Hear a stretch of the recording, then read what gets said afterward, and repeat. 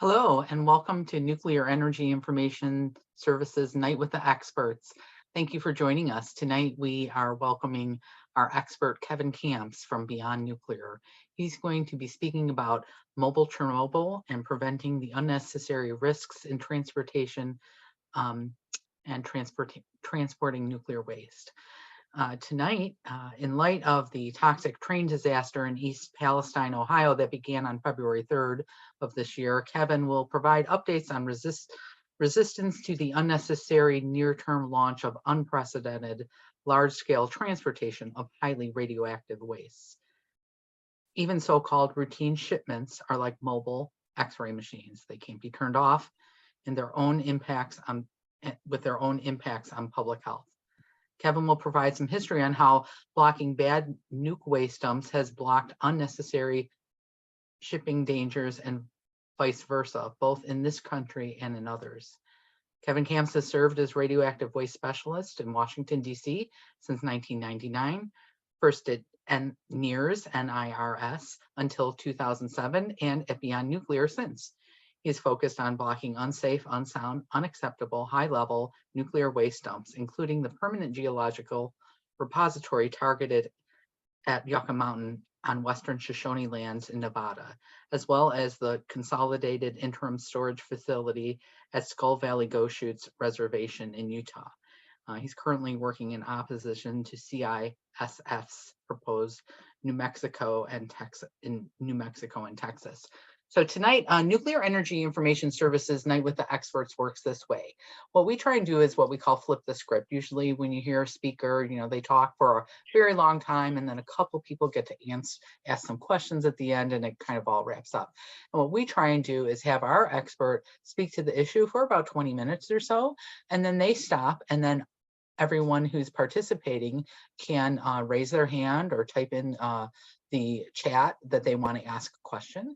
And then one of our board members, Jan Budar, she will let you in and ask your question of Kevin. So Jan, can you just unmute and say hello so people know who you are? Oh, I am unmuted. And okay. Hello, everyone. We're very happy that you're here and very proud to be presenting Kevin Camps, who is a stalwart in our movement, and we appreciate all his work. He is. And then I want to introduce Kathleen Rude, who is another one of our board members. Do you want to unmute Kathleen and say hello? She might not. She just dialed in. She might be not right there. And then David Kraft, our director. Would you like to unmute? Greetings, everyone. Thanks for joining us tonight. And Kevin, thank you very, very much for being with us today.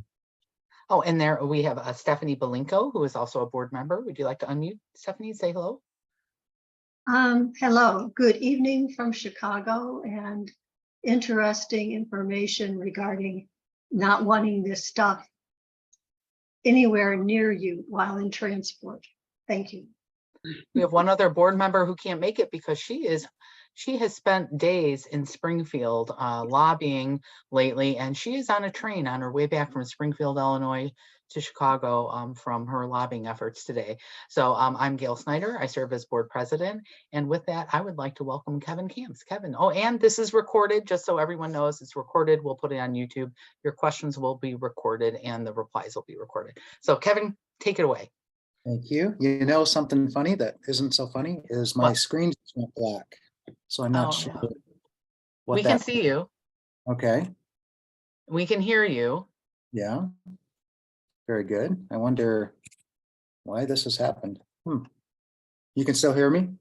Yeah, I see you and hear you. So maybe it was had a little water incident there earlier. So maybe this. Well, there was a flickering on the screen, and yeah, how strange.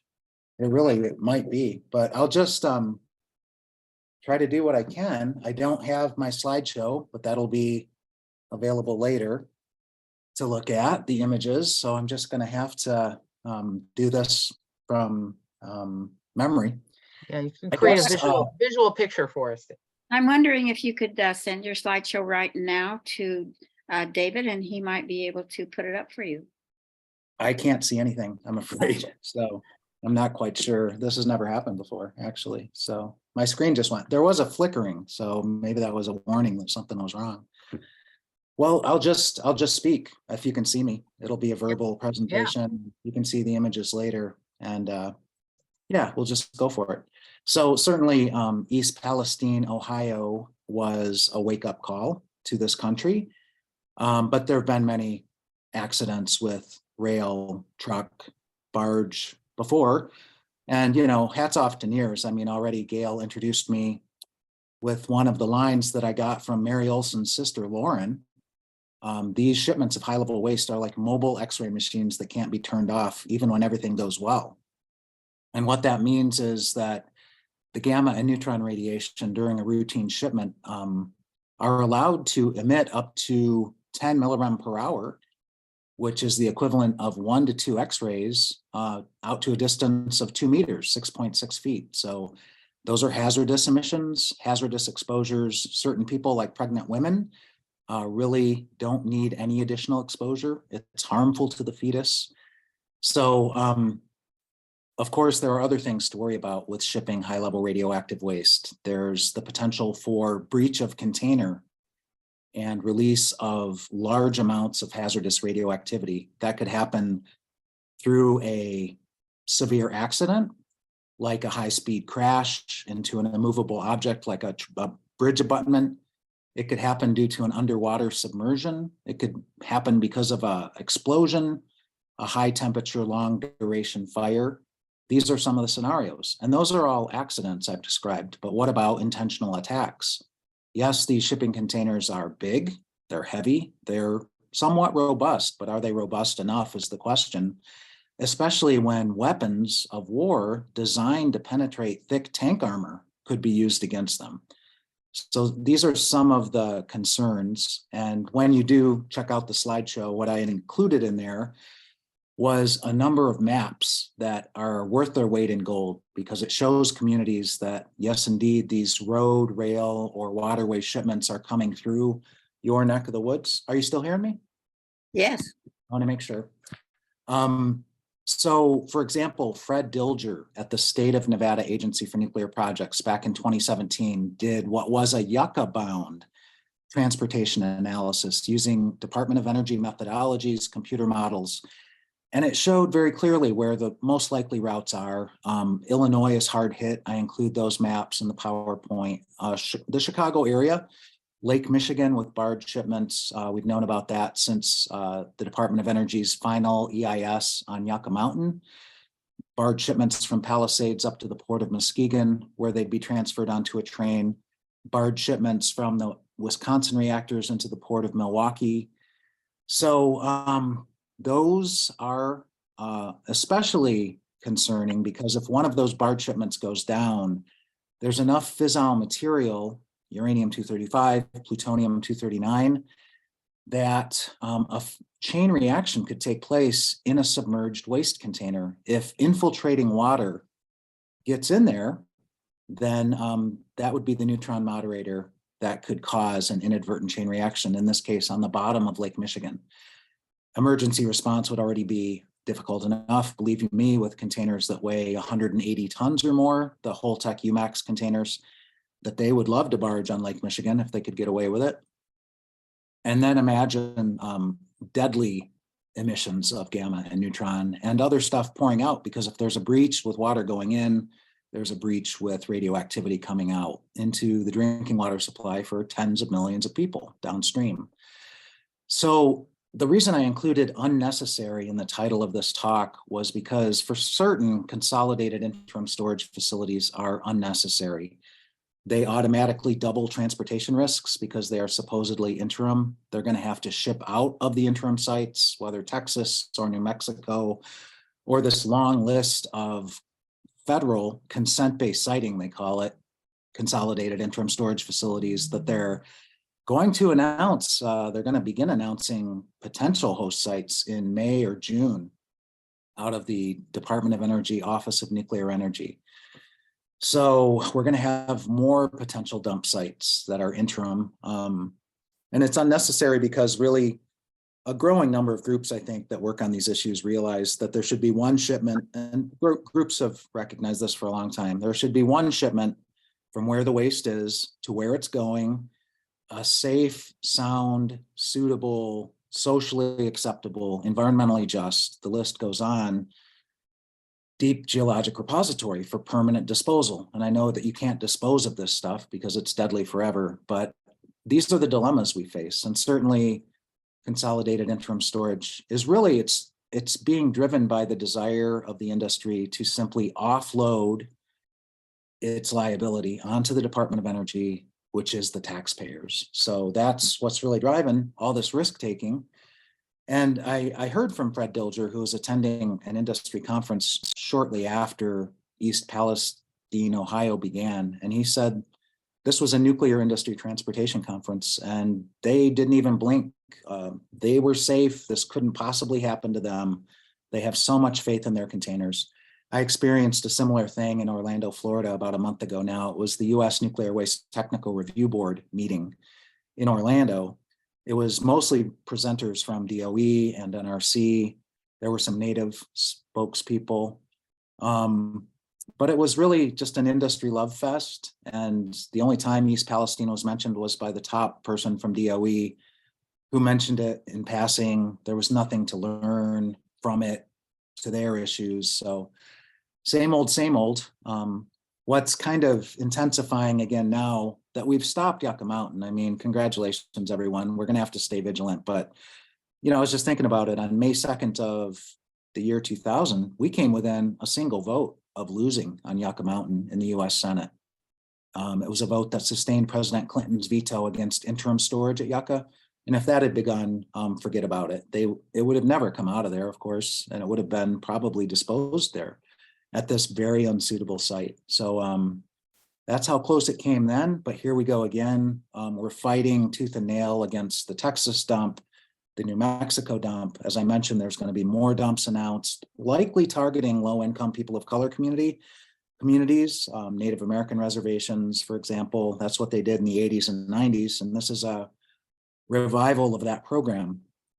So yeah, it's intensifying. The risks of actual large-scale shipments are kind of staring us in the face. People are trying to nip it in the bud before it begins in various ways, legally, politically. Some good news recently was the state of New Mexico passed a new law to ban high-level waste interim storage in that state without the consent of the state, which they're not giving.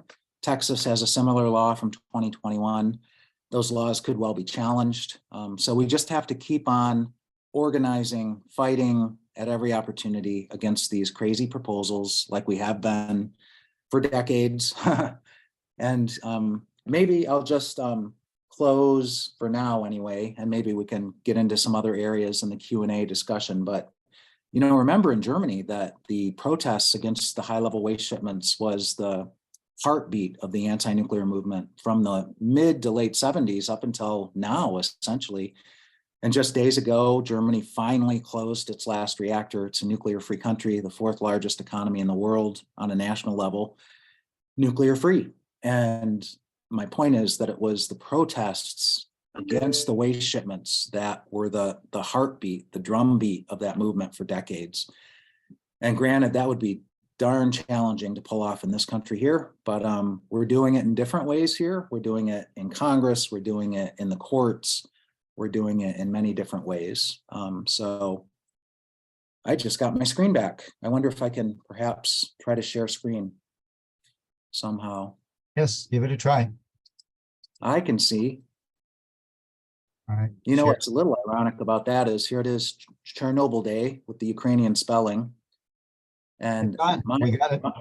my relationship with NEIS and Dave and y'all deepened immeasurably when we brought Chernobyl children. You are screen sharing. Is it advancing? No, double click, see if that advances it. Double click. I think try that. No advance? Nope. Yeah, and my screen's black again anyway. So we brought Chernobyl children from Belarus over in, would have been the year 1999, I want to say. 1998 was the first year, 1999 was the second year. And they were visually impaired children. And there was a significant uptick in visual impairment. I'm saying this because my screen's black. I'm blind right now, right? So First year we brought 4 kids and 1 chaperone. The second year we brought 8 kids and 2 chaperones. And talk about deepening our bonds between, you know, our work in Michigan and you all in Chicago. I mean, the kids flew into Chicago, and that's when I reached out to Dave for help. And boy, did he help. And many of you did who were involved back then. And you know, that's just one health category of risk associated with ionizing radioactivity, visual impairment, and the list goes on for a very long time. So that's what's inside these containers that would be transported through urban centers, past drinking water supplies, or on them through the agricultural heartland. You name the place you care about for whatever reason, and chances are there are shipment routes near there or through there. And that's what we're trying to prevent, the unnecessary ones. What are the necessary ones?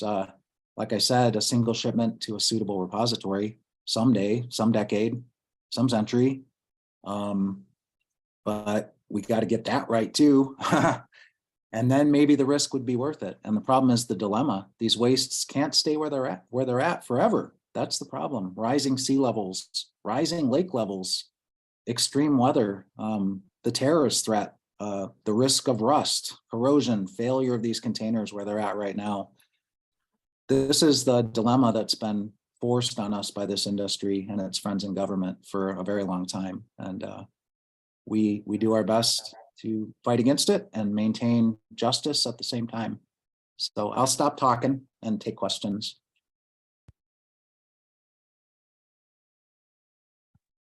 Are you there? I have one thing, Kevin, it's Diane DeRigo. Oh, The wait. fact that it would take Diane, 40. Diane, could you hold on a second? I think Jan will come to you and she needs to explain the question period. Yeah, first. sorry, I was trying to find my unmute thing. So Jan is, just before you go, Diane, Jan is going to run the chat and she's going to explain to everybody how it works. Oh, well, I don't run the chat. I just read the chat, but Yeah. I hope that you will contribute to the chat. Our rules are as follows. Each person that we call on and gets one follow-up question after their question is answered, but not 2, so that one person cannot really usurp the time that we have. And we do have of regular time, 1 hour and 10 minutes, because we would stop, I believe, at 8 o'clock our time, and no, 8:30 our time, that's Chicago time, and that would be 9:30 in New York, and so on and so on. So you get one follow-up question, and then when everybody's asked their question, if you have another question, then we can call on you again. And if you're making a comment or have a long question that you need to give background for, we'll ask you to confine that to 3 minutes. And I've got my little cell phone here that I can time that. And do not ask a series of questions, one question at a time. Now, it's greatly preferred if you wish to ask a question, please go to the bottom of your screen and raise your hand. There's a little icon there that says reactions. You click on that and there's a bar that says raise hand. That is the easiest way for us to find you if you want to ask a question. You can put your question in the chat, but it's pretty challenging for us to look at the chat and pick out whose turn it is to ask a question. Anyway, I don't want to go on and on, but please, if you can, raise your hand. As you can see, Diane was the first person to raise her hand, and she moves right to the top, and there's her hand, and Karen is next. Hey, Jan, could I ask a favor real quick? Could Sure. somebody send me the call-in numbers so that if my computer completely dies, I can phone in and take part that way? Oh, Just that would- email me or text me, kevin@beyondnuclear.org. And Sure. I have my phone, so I could participate with my phone. Okay.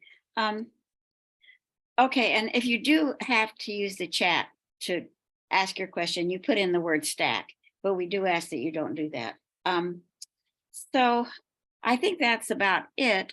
If anything else comes up that I think needs to be talked about as far as having the Q&A be fair, I'll let you know. And so let's ask Diane DeRigo to ask her question. Kevin, how many years would these shipments be going on? Well, I'm most familiar with the Yucca Mountain scheme, which is not happening now, thankfully, but it's an indication of how long it would go on. So the Department of Energy admitted that it would take 24 years to 48 years to transport the first 63,000 metric tons of commercial irradiated nuclear fuel from the reactor sites to Yucca Mountain. So essentially a quarter century to a half century. And that was 63,000 metric tons. So Texas is proposing 40,000 metric tons. New Mexico, 100,000 to 173,000. So you can begin to do the math on how long it would take just based on the Department of Energy's past admissions. Well, one thing to keep in mind too is the containers keep getting bigger. So a generation ago, 20 years ago, the largest containers were big enough to hold 24 pressurized water reactor fuel assemblies, 24. Today, it's up to 37. That's the Holtec UMAX. So it's 50% bigger in size, probably in weight than it was back then. So they could move more waste at the same time in a single shipment. But there's, of course, risks associated with so much weight and so much radioactive content in a single container. And so that was 20 something to 40 something years one way to get it there. And if these are supposedly interim, we have to at least double that because theoretically they're going to move it away. So we're talking about a campaign for 40 to 80 years of irradiated fuel through our country back and forth. Well, yep. You're including the return shipments, so that's a good thing to do as well.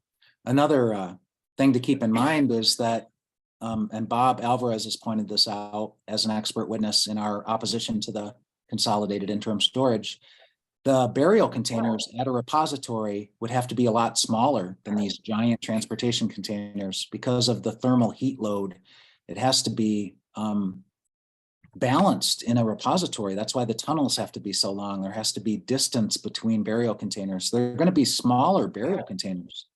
So that disconnect, it means somewhere, is it going to be at the CIS site? Is it going to be at the reactor site? They're going to have to repackage from current dry casks, from current transport casks into much smaller burial casks that are repository compliant.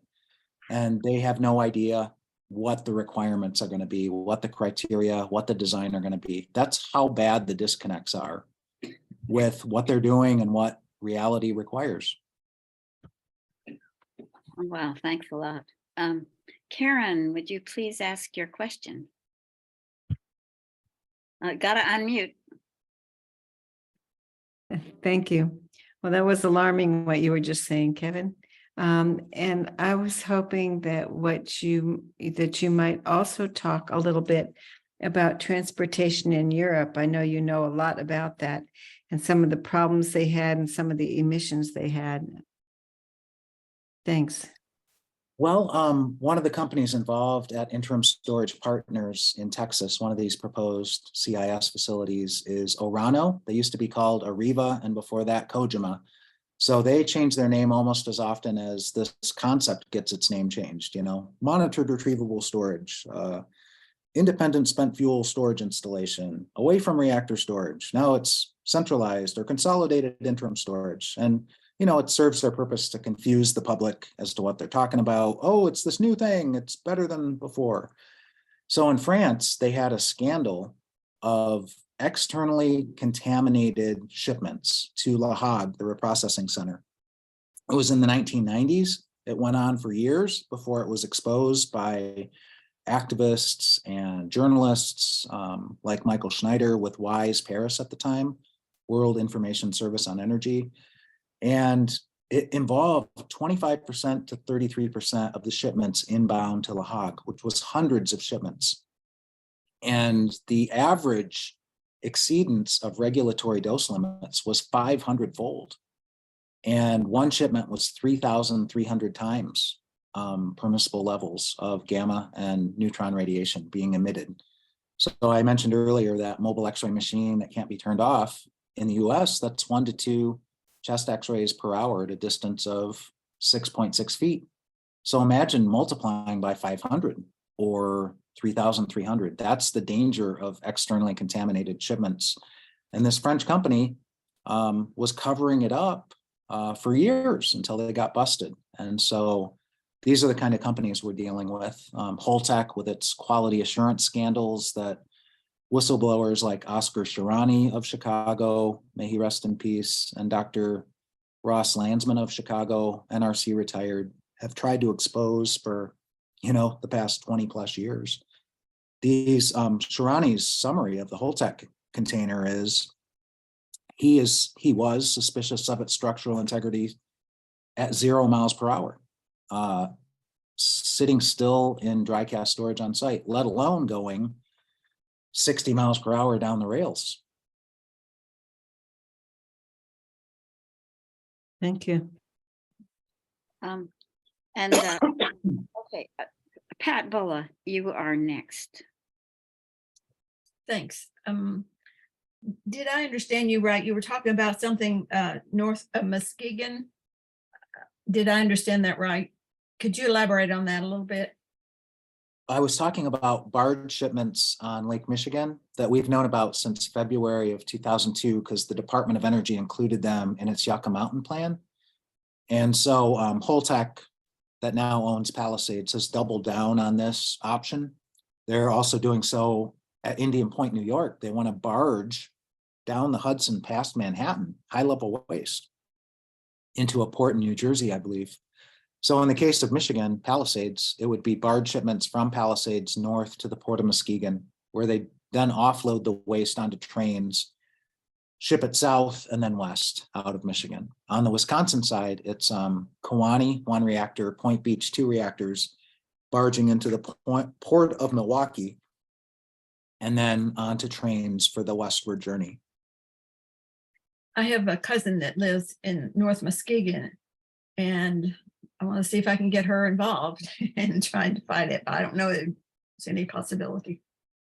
Luckily, we got the Detroit Free Press to report on it some months back. Before then, we couldn't get the media to even take it seriously, but we've been spreading the word about it for 20 plus years. It was the reason that Senator Stabenow, the Democrat from Michigan in US Congress, cited for her no vote on Yucca in 2002, which was a courageous vote because she differed with the senior Democrat, Carl Levin. She got slammed by the conservative press in Michigan for doing it.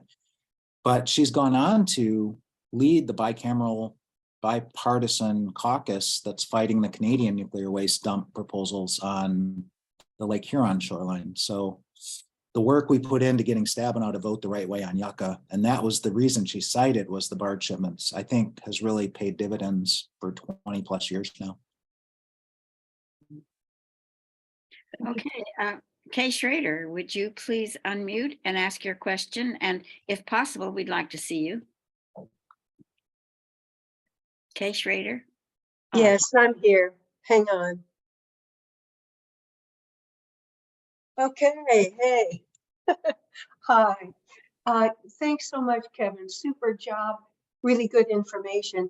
I haven't looked at these data recently, but I would appreciate if you could possibly run through some of the probabilities associated with per shipment risk, because those, I think, are the critical way to drum up community activists against any of these shipments. The probabilities alone are pretty damning. And plus the cask are aspirational, never tested really. Yeah, so I did if you could say anything about both those, thank you. I did have a series of slides. Public Citizen had a really helpful one-pager back in the day on Yucca that showed what the cask design criteria for shipping containers was under NRC regulations. And they included things like the 30-foot drop test into an immovable object, representing a 30 mile per hour impact, which of course is not adequate today with much higher speed limits on the highways anyway, but also on the rail lines. A puncture test of only falling 40 inches, that's 3 feet and 4 inches. Of course, most falls off a bridge, for example, or down an embankment would be much higher than 40 inches. That was the puncture test. The fire test was 30 minutes at 1,475 degrees Fahrenheit, which is inadequate. Diesel burns at 1,800 degrees Fahrenheit. We've seen fires like East Palestine, Ohio, burn hotter and much longer than these design criteria. And the underwater submersion design criteria are 3 feet underwater for an hour, I believe, undamaged cask. And then the other one was 656 feet underwater, a cask that had survived the puncture test, I believe. I may not have all the details straight there, but one thing to point out is the surface water shipments on Lake Michigan are pretty darn close to lake depths deeper than that. So if the barge were to diverge from the pathway and be over deeper water when it had its accident, that could be a problem.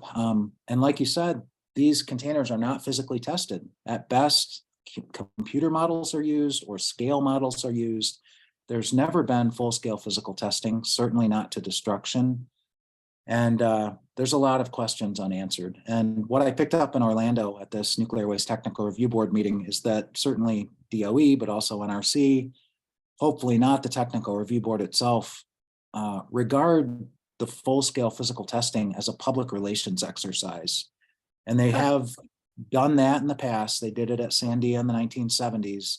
Those really should not be considered full-scale physical tests. And they were used, the film footage to which they added fake audio have been used as PR propaganda tools ever since. So we got to watch them at every turn, of course, and try to keep the science honest. The probabilities of accidents, I don't have those figures memorized. I would just point out that you can't put a probability figure on a terrorist attack. If it happens, it happens. In terms of accident probabilities, those numbers do exist. The DOE admits some probabilistic risk assessment. But again, I would point out that consolidated interim storage will automatically double those risks for no good reason. And another way of measuring risk with these shipments is transportation distance, the mileage, and of course, shipping it back and forth across the country willy-nilly is going to increase the risk significantly. Thank you. Well, hi, David Silverman. I think you are next. Hello. Can Hello. you hear me? Yeah. Okay, thank you. Hi, Kevin. Thank you. Hi. So I have a question. I was looking around at the Council of State Governments Midwestern Radioactive Materials Transport Project, which is this consortium of Midwest governors and legislators and the premiers of the Canadian provinces that border the Great Lakes. And on there's a project that's funded by Department of Energy that claims that part of its goals are to privatize shipment, and by doing so, get around federal regulations which have made the transport difficult for federal providers to meet the standards. But private providers will be able to do so according to this project. Are you familiar with this? And some, question about it, but also then speculation into what would it mean to have a regional compact for Michigan and Illinois, for instance, to transship materials, particularly as the moratorium is threatened and so on, and the Palisades project is underway. So that's the context, but is this familiar? Do you have any thoughts? Yeah, Michael Keegan's been raising warnings about this organization for some time.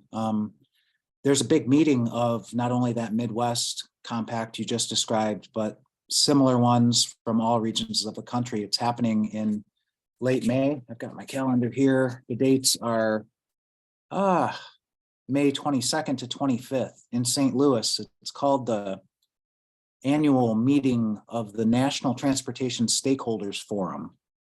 The Department of Energy, the Nuclear Regulatory Commission will all be there with their state counterparts. And as you mentioned, perhaps some Canadian provincial counterparts, even federal Canadian. Well, I think East Palestine again is a cautionary tale. Look what that private company did in terms of shortcuts on safety to maximize profits. There were 2 engineers on that train. They didn't even know there was a problem until it was too late. the detectors that the technology has existed for a long time that could have at least provided a warning before the worst happened were never installed. All of these shortcuts on safety to boost profit apply as well to private companies that want to transport high-level radioactive waste. So I think we have to be very involved in making sure that they can't get away with murder like that. We actually worked with the Brotherhood of Locomotive Engineers 2 decades ago in Ohio. It wasn't high-level waste, it was the reactor pressure vessel from Big Rock Point in northern Michigan that was being taken by train down to a leaking radioactive waste dump in South Carolina. And we worked with the locomotive engineers who were very concerned about the cutting of staff levels on trains, the, what would you call it, robotization of trains, remote control of trains instead of having skilled engineers at the controls. All ways that companies save money, boost profits, and increase risks significantly. And a lot of times there's no public at these meetings. I'm going to try to get there in May. I did make it over to this technical review board meeting in Florida, and others like Diane DeRigo were there by phone or by webinar. The watchdogs need to be there because you learn things, what they're up to. For example, in Orlando, I learned that they're going to do another mock shipment of a full-size transportation container. It's going to take place this September. I think it's going from Colorado to Idaho and back. And again, it's a PR exercise. They're not trying to ensure safety through actual real world physical data collection. They're just trying to put the public to sleep that nothing could possibly go wrong. Could I ask a follow-up question? Yeah. Yes, go ahead. In looking at the language of the bills that were proposed to repeal the moratorium, it became apparent to me that there's a lot more going on than just putting in new nukes, in that they're looking at what they're calling industrial and processor as producer as well as generator status under this bill. And that raised a question for me about the Honeywell facility in Southern Illinois metropolis and its restart, and more broadly, the value to the industry of being able to justify those shipments, and what was clear from legislators' comments, the desire to make Illinois a center for fuel reprocessing, for production, for manufacturing of SMRs and so on. Could you describe what the shipping issues will be in the Honeywell startup? And do you have any speculation or advice about the kinds of shipments that would be involved in the SMR industry startup? No, those are great questions. Boy, you know, high-level radioactive waste is just one kind of radioactive material that's hazardous that is shipped around. Not much of it has been shipped compared to what they're planning in terms of high-level waste in this country in the past versus what they're planning. But other nuclear materials, radioactive materials, things like uranium hexafluoride, where the fluorine content alone is highly hazardous. In terms of small modular reactors, Dr. Catherine Huff, who's the director of the Office of Nuclear Energy at the Department of Energy, spoke in Orlando a month ago. She's calling for a doubling or tripling of nuclear megawattage in this country. What she neglected to mention was the amount of waste that would be generated at small modular reactors due to the loss of scale. And this is a study by McFarlane, Obama's NRC chairman, and Ewing, Obama's technical review board chairman, came out several months back. 2 to 32 times the amount of radioactive waste will be generated by small modular reactors per unit of electricity generated as compared to current reactors. So there's going to be a massive amount of radioactive waste generated by small modular reactors, at least compared to how much electricity they're making. And that would have to be transported someday, disposed of someday, stored in between all that. So your question is well taken. There are transport risks and other risks at every stage of the uranium fuel chain. Thank you. Thank you. both David and Kevin. Now, we're going to call on David Kraft, the NEIS director, and the rest of the people who are participating. If you have questions, please raise your hand. I don't see any questions in the chat, so. Oh, okay, Jamie, I'll write you down, okay? But David Kraft is next. Don't forget to unmute, okay? Okay, thanks, Jan. David actually just took one of my questions away. We can get into more detail on that a little bit later about this new generation of small modulars and the unique transportation risks they have. To ask my question, I'm going to put a graphic up on the screen though. Kevin may have seen this before, I've shared it. This is a chart you can find on YouTube, or which shows the top 5 shoulder-held weapons available on the black market today, and what their penetration capability is on composites and armor and concrete, et cetera, et cetera. My question to you, Kev, is you've been at this a long time. Given what's going on in Ukraine right now, has this generated any interest or discussion or intention to reevaluate the survivability of transport casks based on the kind of weaponry that's flying around in Ukraine today? The ones on the screen here are actually old and outdated compared to some of the stuff that's being wielded in Ukraine today. Have you heard anything from any agency, whether it's DOE or DOD, looking into or wanting to look into the survivability of casks based on that?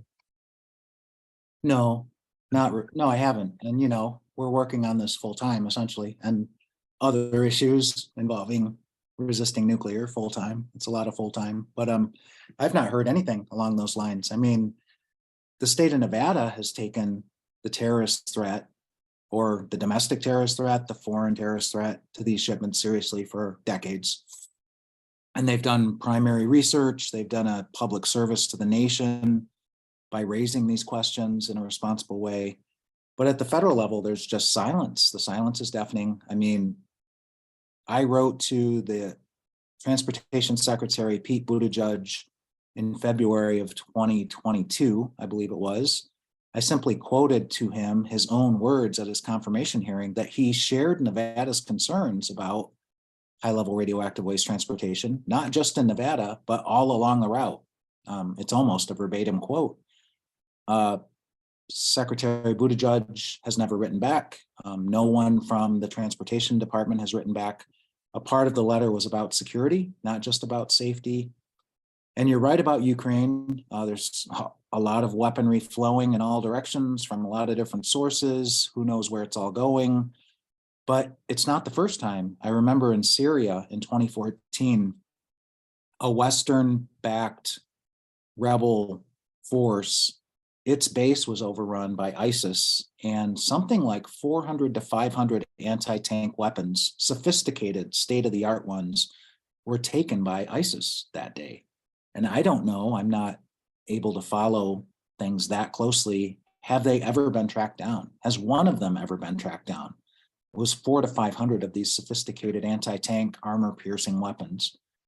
And, like I said, Nevada's been pointing out the danger of the black market and such weaponry for a long time. And as we know, there are domestic terrorism threats in this country, some of which are connected to our own military. But that's not new either. Rachel Maddow's Ultra podcast pointed out an attempt in the lead up to World War II or during World War II where U.S. military personnel were involved in a plot to overthrow the U.S. government, including the seizure of weapons at armories. So these are some of the risks for sure in this high-tech, violent world we live in. Jan, could I have a quick follow-up on this? I know you're also familiar with the situation in Ukraine, especially at Zaporizhia and the other plants that have been threatened with destruction of the dry cask pads that are there. Those are stationary pads. So I want to give you an opportunity, if you would, to plug the petition that you and NEIS and others are signing on concerning security and how that ties into both transportation and the dry casks that are on stationary pads. Well, as many of you probably feel as well, I mean, the Zaporizhia situation for however many long months it's been now is nightmarish. And the dry cask storage there has been hit supposedly without releases. The pools there are at risk, of course. The plant has lost primary grid power more times than I can keep track of, many times. And so that clock starts ticking where the pool water could boil away and you could have a pool fire at Zaporizhia. Perhaps of concern, I would say, is that Holtec is very involved in high-level radioactive waste management in Ukraine. I think a new level of insanity has been reached where Holtec and the Ukrainian government, Michael Keegan called to my attention a few days ago, have agreed to build something like 10 small modular reactors in Ukraine. So yeah, the petition, the group and individual sign-on opportunity here, which we're extending the deadline, by the way. We were gonna end it today, I believe, but we're gonna keep going, try to get more groups signed on. Really is pointing out that, you know, the US has expressed some concern, the Biden administration, about the nuclear power security situation in Ukraine. That's such an understatement. And they've even provided some US taxpayer funding to try to address the situation in Ukraine. But nothing like that's happening here, not really. And it needs to. You know, one of the ways to look at high-level radioactive waste management in the United States is the shipping of it. When you take it from where it's at, mostly at nuclear power plants, through urban centers, that creates all kinds of new risk problems that you need to address, and certainly puts a lot more people at risk, at least in concentrated places or other sensitive places. When it's moving, it's harder to protect. And it's hard to tell if this is being taken seriously at all. I mean, this is just an anecdote, but one time I was delivering information to the US Senate, office by office. I went into the Homeland Security Committee office after 9/11 when it was established, this new department and new oversight in Congress. And the receptionist there told me that nuclear power security was not their jurisdiction. And I was just kind of like, okay, I think it is. If it's not, it really should be. So I think there are tremendous gaps, of course. And I think the silence from the Department of Transportation on our raising these questions is kind of telling. And that's why the petition is directed to President Biden, but I hope that we will CC it to the cabinet, to members of Congress, just to warn them once again that nuclear power and radioactive waste security in this country is very wanting. And, you know, let's hope there's not an East Palestine scale catastrophe involving radioactive waste in the United States. But what was unthinkable is now happening on a regular basis in Ukraine with frontline combat and artillery and missiles impacting nuclear power plants, or coming darn close, impacting it indirectly, but just as powerfully through loss of electricity for safety and cooling systems. And it's not just Zaporizhia, other nuclear plants in Ukraine have had close calls as well. Thank you very much. Well, what we're running into now is people asking their second question, but Jamie Fisk has been waiting and he has not had a question yet, nor has Erica Gray. So we're going to call on Jamie first, and then Erica, and then depending on how things work out, we'll go back to Pat. So Jamie, you've asked your question, please. I live in South Dakota, and I put 4 years active Air Force, 20 years in the Army Reserve, and worked around a lot of nuclear weapons. What scares me is our federal government is toting nuclear as green. And we are, one of our electric companies are going to decommission their coal fire generator by 2025 and put a nuclear reactor. And nobody is deciding what they're doing with this waste. We're decommissioning many, many aircraft carriers and subs in the US military. Where is all that waste going to go? And my question is, I guess, is what is the answer? You're saying you don't want to transport it. What is the answer? In 2006, DOE came here and they wanted to do a borehole project and drill a 16-inch diameter shaft down into the rock in South Dakota between two towns, which are 5 miles apart. They were going to drill down 3 miles into this rock and sequester it in the rock. We kind of got rid of it because President Trump said that Yucca Mountain was going to open up. What is our government going to do with all this waste that's sitting at 102 power plants right now? We're going to be building more. It's a great question. I appreciate it. The activism in South Dakota as well as in New Mexico against the deep borehole test drills was very inspiring to me. Just running the Department of Energy out of the state on a rail. I loved it. There's this company called Deep Isolation Incorporated that's been going for some years. They have a lot of former DOE involved. They are getting large scale subsidies from the DOE. And really, I think their business model, it's deep borehole disposal. And their business model is wherever we can get away with it, we'll do it.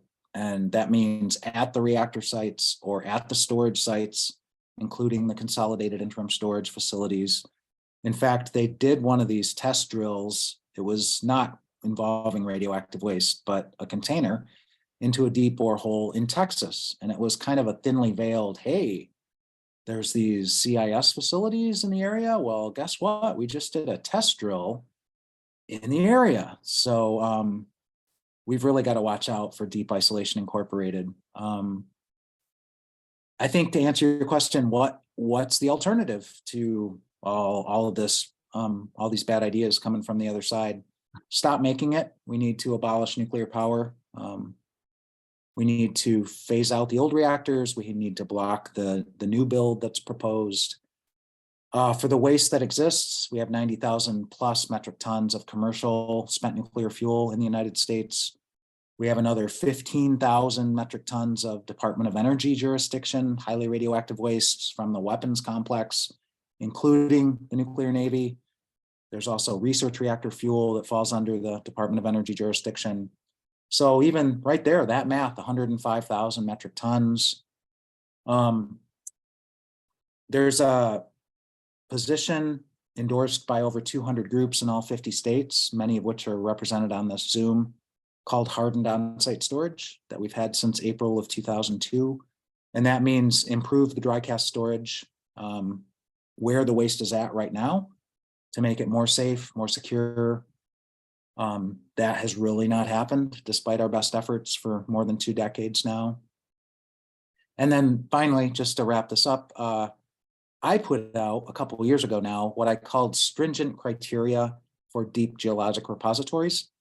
And the list includes things like legality. It has to be legal. It sounds absurd to think that illegal schemes could go forward, but that's exactly what we're facing with the Consolidated Interim Storage in Texas and New Mexico. It's illegal under federal law. It's illegal now under state laws in those states, and yet it goes forward. So legality would be a requirement because of rule of law that we supposedly have here. Environmental justice, of course, technical suitability. The list goes on and on. I mean, consent-based siting, but genuine, true consent, informed, prior, and they're playing fast and loose with what consent even means. In DOE's mind, it's really legalized bribery. We're going to try to entice low-income people of color communities to host this stuff and then call it an environmental justice initiative. It's very Orwellian. So those are some of my ideas. Hardened on-site storage for what exists. Ultimately, a deep geologic repository that meets a long list of stringent criteria, because what else would you do? It has to meet these criteria. And we really need to put a cap on this problem. We've got more than enough to deal with already. Does WIP figure in the answer to Jamie's question? Because WIP is focused on military waste. Well, we've been talking about commercial electricity production waste from nuclear, but his question was about military, and I think the answer is different for that. Am I wrong? Yeah, the waste isolation pilot plant, which opened in 1999, I believe, is for transuranic military complex wastes. So plutonium and other elements beyond uranium on the periodic table. And it is military. It's the only operating repository in this country, and I think in the world. Finland's getting close on their commercial repository. But, you know, they have tried to expand WIP. They've yeah. tried to expand it to high-level radioactive waste, to spent nuclear fuel. They've been blocked. Our colleagues in New Mexico and growing numbers of New Mexicans, there's a new campaign called Stop Forever WIP. New Mexico has been promised some things by the federal government that WIP would close next year, if you can believe that. Well, that's off the table. They're not closing it. There was supposed to be a quantity limit to how much went to WIP as well. And instead of that, they're expanding the sources of plutonium contaminated military wastes by this new plutonium pit production scheme for new bomb cores, and the waste would go to WIP. So a lot of broken promises. People are pushing back as best they can in New Mexico. And interestingly, given what I just said about stringent criteria for locating deep geologic repositories, our allies on the ground in New Mexico are calling for another repository, because WIPS, I just heard Don Hancock say this today, again, WIP stands for Waste Isolation Pilot Plant. Pilot meaning the first, but not the last. And that was a part of the promises given to New Mexico, as well as the promise that high-level waste would not come to New Mexico if they took this transuranic dump. Well, they're having to fight off a high-level waste dump as we speak. So lots of broken promises. Right. So I'm going to call on Erica Gray, and I think after that I'll call on Kay Schrader, because she's two people, and maybe they're entitled to two questions. So we'll call on Erica Gray, and then I'll call on Kay, and after that, Pat Bullitt. Okay, Erica? Hey, Kevin. Hey, everybody. Erica. I think what I wanted to kind of see where it is with, Dominion back in 2017 worked with EPRI and the Department of Energy, and they established us here in Virginia a pilot project for high burnup fuel. Being that all the spent fuel pools around the country have different burnups. And so that project, they're supposed to take it to some, at this point, last time I heard, there's not even a place where they're going to take it yet, when 10 years is up, to see how the fuel managed even for transport. So I guess that would take it out to like 2027. So, I mean, they're talking about all this transport, but I don't think they really know how this fuel is going to transport in the first place, being there's so many different types of burn up. Do you have any more information, Kevin? No, I don't know the latest, but you raised all kinds of things in my mind and memories. So Joe Campbell at Prairie Island, who is an opponent to consolidated storage on that native reservation in Minnesota, pointed out to me 25 years ago that the horizontal orientation during transport down the highways, down the railways, is very problematic because of the bumps in the road. It's gonna damage these fuel rods as they bounce down the road. And sure enough, the U.S. Nuclear Waste Technical Review Board, I think it was October of 2019, said essentially that especially the high burnup, which is more brittle because of the radioactivity it's been exposed to, the thermal heat, even the design of the cladding on the fuel rods is problematic and gets degraded, even in storage, not just in the reactor core, that it's going to be fragile. And now you're exposing it to significant forces on the roads and rails. And if you drop it, and they do drop these containers sometimes, they almost did at San Onofre back in August of 2018. We found out, thanks to a whistleblower, it was lucky they didn't drop it some 20 feet down into a storage pit. So those are huge questions. It's been said by the likes of Arjun Makajani and others that high burnup fuel is very much a data-free exercise at this point. It's unclear how it's going to age, if it's going to age well or not.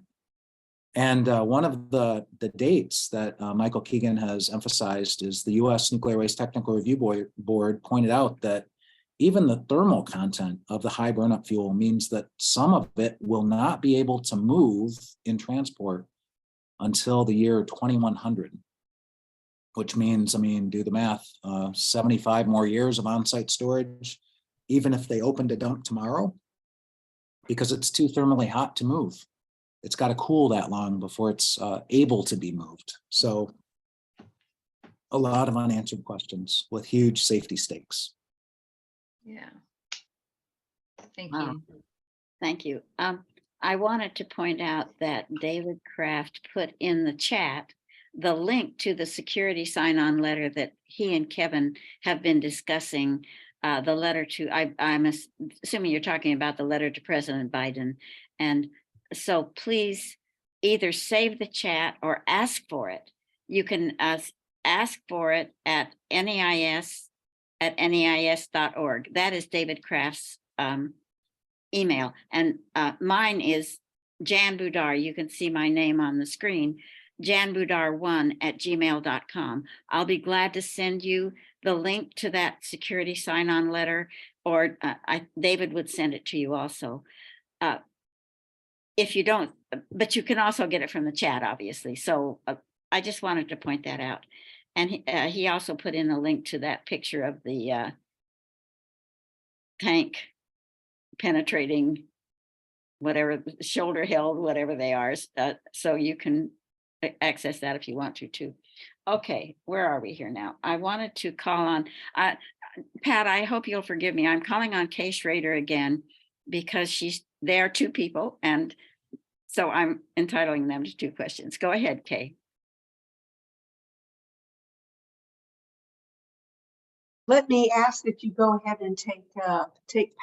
I'm Kristen, and you can do that later, but I don't want anybody who's not had a chance not to have one, so please take Pat. Okay, Pat, go ahead.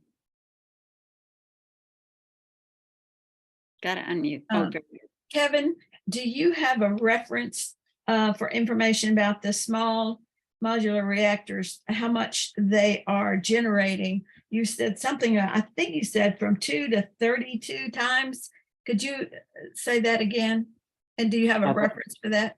That is the figure. The authors of the technical study are Allison McFarlane, who was Obama's Nuclear Regulatory Commission chairman, and Rodney Ewing, who was Obama's U.S. Nuclear Waste Technical Review Board chairman. That's who put out the study several months ago. And it was 2 to 32 times the amount of radioactive waste per unit of electricity generated because of the loss of scale with small modular reactors. And so they have impeccable credentials, of course, and they also wrote the book on yucca, essentially. They wrote a great book about why yucca is unsuitable. So credit to them for their good work. They, Chairman McFarlane didn't do us a lot of favors when she was chairman of the NRC. The only ones I can think of would be she voted as the sole dissenting vote on the question of expedited transfer of spent nuclear fuel from pools to dry cask storage, because I think she understands the risk of pool fires, but she lost on a 4-to-1 vote. So that was a good thing she did. She did the right thing there. But the list of such favors she did for us as chairman are short. And I'm glad when she does things now in a more scholarship level that are helpful like this. Thank you. Thank you, Pat. Okay, go ahead. Kay Schrader, go ahead. Oh, okay. Quick question. Nuclear is getting a new lease on life in part, I think, because people oppose the high risk of commercial nuclear energy to the high risk of climate change. And seems to me the best way to counter that very powerful new argument is to talk about economic data. And there's a lot of data from the world's, from Lazard. I don't know if you've seen it, but if you could talk about the economics, I would appreciate that, because Lazard points out really, really clearly that if you just look at the data on the market and you ignore all the indirect subsidies for things like radioactive waste storage, enrichment, most of the stages of the nuclear fuel cycle, et cetera, and the massive subsidy of Price-Anderson, nuclear power still remains, whether it's subsidized or unsubsidized, massively more expensive than any other energy technology. And you really can't get more market oriented than Lazard. And so my question is, have you had any success with arguments like that? Yeah, my experience with such arguments really happened during the Bush-Cheney nuclear relapse push that began in 2001. You know, there were 36 giant reactors proposed during that administration. The good news is only a couple of them are still in the works. That's Vogtle 3 and 4 in Georgia. The other 34 are essentially canceled. That's the tremendous good news. But we did use a lot of economic arguments in our pushback. And we were right. We told them so. You know, the initial estimates by the Nuclear Energy Institute were laughable at the time in 2001 when the Cheney Energy Task Force report came out. It cited NEI saying that a new reactor would cost only $2.5 billion. These were the large reactors, the 1,500, 1,600 megawatt reactors. It was laughably absurd what they were saying, but they said it, trying to get some traction. Just look at Vogtle 3 and 4. This is a big part of the reason for the cancellations. The original price tag of Vogtle 3 and 4 was supposed to be $7.5 billion each. So already 3 times what NEI had said just a decade earlier. Well, actually, double it again. It's not $7.5 billion per reactor. It's now at a cost of $15 billion per reactor, $30 billion altogether. And guess what? Southern Nuclear, Georgia Power, have no skin in the game, if you can believe that. It's the only reason these reactors continue to slog forward. So they have gotten a total of $12 billion in nuclear loan guarantees, $8.7 billion from the Obama administration in 2014, another $3.7 billion from the Trump administration early in its tenure, grand total of $12 billion. If they default on that loan repayment, it's lost to the US Treasury. Taxpayers left holding the bag. And oh, by the way, the rest of the money is coming from Georgia ratepayers, a fair percentage of whom are low-income African-American families. So, you know, the corruption too, Ernest Moniz, Obama's energy secretary, who gave that $8.3 billion loan guarantee, then got a seat on the board of Southern Nuclear. So it's all worked out for him. A twin project, so to speak, the same reactor design, Toshiba Westinghouse AP1000, 2 of them were proposed at the Summer Nuclear Power Plant in South Carolina. South Carolina didn't go the route of the nuclear loan guarantees, but they did gouge their ratepayers to build these new reactors, but only halfway. They were abandoned, half built.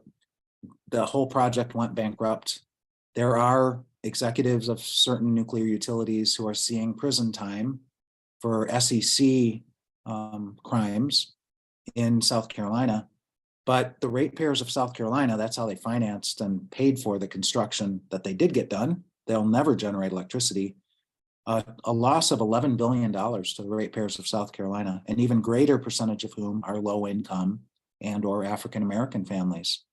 So the nuclear crimes are pretty astounding in Illinois. The bribery for bailout scandal in Ohio, the bribery for bailout scandal, and the list goes on and on. So the finances are a huge battlefront. As I said, I was more engaged in the fight against the giant new reactors that we largely won, I guess you could say.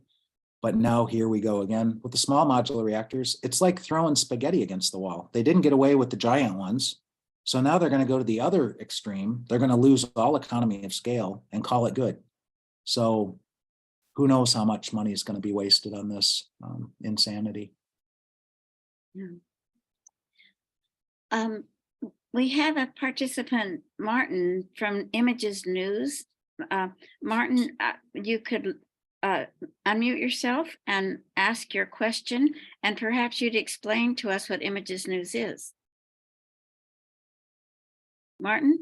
Oh, there we are. Oh, can't hear you. What's that? Can you try again? Let's see. You're not muted, but there's no audio coming through for some reason. Check your microphone, see if it's plugged in or.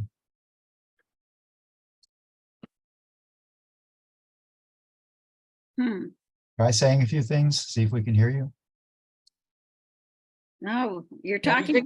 you could type your question into the chat. I don't know why we can't hear him. Okay, Martin, we're going to go to David Silverman again, and you type your question into the chat so that we know what you're trying to say. And you can go ahead, David. Thank you. Yeah, I wanted to see if you have any insight, I'm sure you do, on the kinds of security that this system, the transportation system, but of course, more broadly, the entirety of the nuclear enterprise requires. And part of the reason I'm asking this is I've realized that J. Scott Thompson, who's now the president of Holtec Security International, was the police chief in Camden, where the principal model for fusion surveillance centers in the United States was put together, and where as part of the takeover of city government there, but there was much more going on. There's a good book about this you may be interested in called Pacifying the Homeland, Intelligence Fusion and Mass Supervision by Brendan McQuaid. Now, the reason I'm asking, of course, is these are the folks who are in charge of Chernobyl security, in charge of the Holtec transportation of nuclear waste, et cetera. There's a slogan I haven't heard for a while that goes, a nuclear state is a surveillance state or a police state. I'm wondering, could you comment then on these connections and what they might mean in terms of understanding not just the failures of some of the Homeland Security oversight, but also the kind of surveillance that are necessary and that may be proceeding without us knowing it, because of course much of that is not in public view. Thank you. You have opened a can of radioactively mutated worms, and I thank you for it. Well, the whole Camden connection with Holtec is fascinating. Where to start? David Norcross, I believe his name is a co-owner of Holtec, I believe, has been on the board for a long time. He's the Democratic Party kingmaker in southern New Jersey, centered in Camden. One of his brothers is a member of the U.S. House of Representatives. Another brother is an attorney, corporate attorney, who wrote the tax break laws in and around Camden for economic development. Holtec CEO Krishna Singh applied for a $260 million tax break from the state of New Jersey and got it. Thankfully, some media outlets, WNYC, NPR, and I believe ProPublica, documented that he lied under oath on his tax break application. He was asked the question, has Holtec ever been banned or barred from doing business with a state or federal government? And he said no, but actually they had been. They had been barred from doing business with the Tennessee Valley Authority for a time because of an implication in a bribe at the Browns Ferry nuclear power plant. Holtec was made to pay a fine of $2 million associated with the bribe. I think it was a 60-day ban on doing business with TVA. And then they just carried on with the contract. So in a sense, it was a cost of doing business, a $2 million fine, the $55,000 bribe itself, and Holtec got the contract it wanted down there in Alabama. But Krishna Singh lied about it on this tax break form. And as best I can tell, got away with that. Has not been forced to return any money, is still getting tax breaks under the program. They used the money to build the new corporate headquarters of Holtec in Camden, New Jersey. And yeah, so the security of Holtec, I mean, Chernobyl in Ukraine, as I said, Holtec has contracts with the Ukrainian government for high-level waste management across the country, including at Chernobyl. Through a whistleblower at the Chernobyl nuclear power plant, we learned that due to its screw-ups, Holtec screw-ups, and due to Areva's screw-ups before that, that was the reason that the waste was still in the pools at Chernobyl when the Russian military invaded and seized the site, including the loss of electricity to the site. So the pool cooling was disrupted. And again, it was a fuse. And thankfully that waste in those pools was aged and cooled to some extent because the reactors have been shut down so long or exploded. So there wasn't a pool fire at Chernobyl, but there was a risk of one. And it was because of Holtec's incompetence and corruption and Areva's before it, who had the contract for the management before it. So now security, I mean, there are reports from the US, from Canada, from the UK. One of them is called the Flowers Report. These date back to the 1970s, looking at a plutonium economy. As you said, a plutonium economy, a nuclear economy, requires a police state because of the security risks alone, the safety risks. We kind of saw it in Germany with the largest police mobilization since World War II to guard a small number of nuclear waste shipping containers. 1997, there were 6 containers being moved.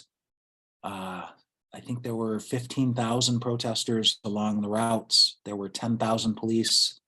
I may be getting the numbers a bit off. It cost more than $100 million, the whole police operation and the transport operation. And people were pointing out this ain't right. I mean, Germany, of all countries, has some experience with fascism and it smacked too much of it.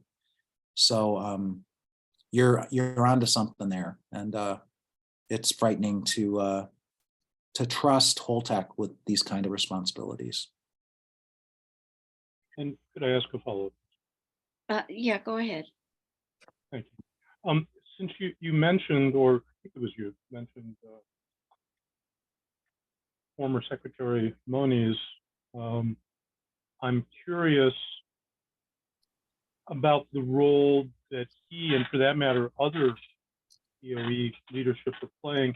But in particular, because there's now a Chicago connection, he is now housed at the University of Chicago, heading up their energy policy group that is, among other things, promoting nuclear. Not heading up, but he is a part of that leadership.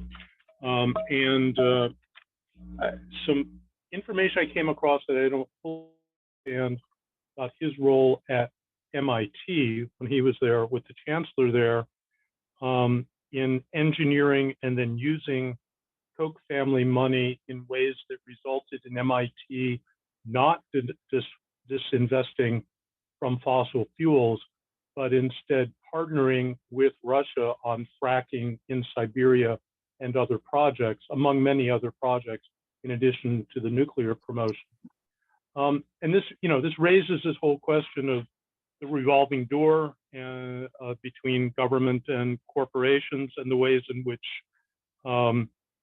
apparently, people who are quote unquote trying to stop climate change, for instance, on the one hand, are also busy promoting it on the other, and getting well paid from both sides. So that struck me as a rather extraordinary. I'm wondering if you have any background on, I guess, that question of revolving doors, particularly as it relates to the transportation oversight. Of course, you also described that in terms of Holtec's leadership, but particularly Moniz and other high-level examples you might be familiar with.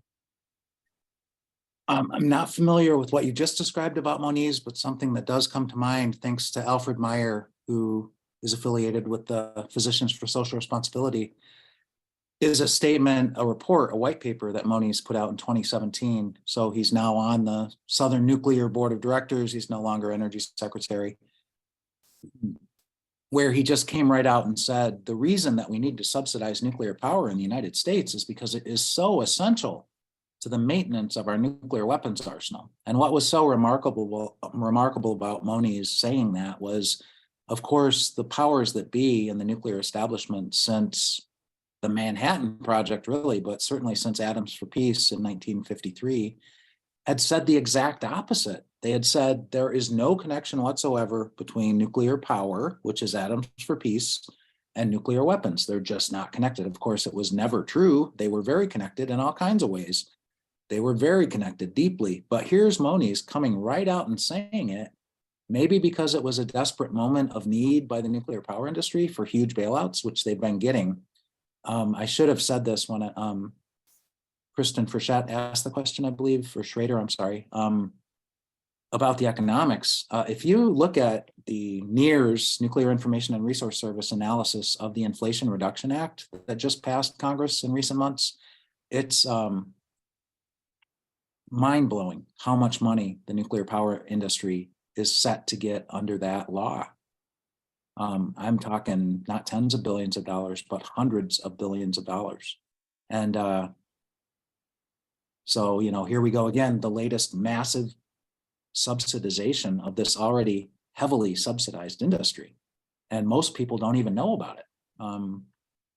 So yeah, it's pretty remarkable. And Alfred Meyer wrote a piece in the Progressive magazine called Nuclear Power, It's All About the Bomb. And he quoted Moniz's white paper extensively. I did want to just touch on the revolving door because it is another major dynamic in this subject matter. I mean, a top example that occurs to me is of many. I've thought about writing a paper about this, at least a backgrounder. Merrifield, who was an NRC commissioner, is now at Pillsbury in Washington, D.C., which is a major pro-nuclear law firm. They're representing Holtec in the dump fight in New Mexico. And there was actually an Office of Inspector General investigation into Moniz's behavior during his last months at the NRC because he was courting this job. But he was also presiding over legal matters involving Pillsbury. And actually, an attorney, I think a US attorney in Maryland, looked into it. Nothing ever came of it, so he got away with it. But the corruption is quite astounding sometimes, and the revolving door is very active. Another example that comes to mind is a couple current NRC commissioners. Annie Caputo, it's her second time on the commission. She took some time off. I assume she went back to industry. I don't know what she did in between. She used to be a top Republican Hill staffer on nuclear matters. Before that, she was an Exelon lobbyist, I believe. And of course, she has done our society a lot of damage with her work on the Hill, her work at the commission, her work in the industry, and she's back again as a commissioner. Another person who comes to mind is David Wright. He's another Republican on the NRC commission. He was the South Carolina Public Service Commission president or chairman when the construction work in progress bailouts from ratepayers in South Carolina were approved for the ill-fated construction of those two new reactors at Summer that then got canceled. So he was rewarded for his, what he did in South Carolina with an NRC commission post. But his presiding over that Public Service Commission has cost ratepayers in South Carolina $11 billion, for which they got nothing in return.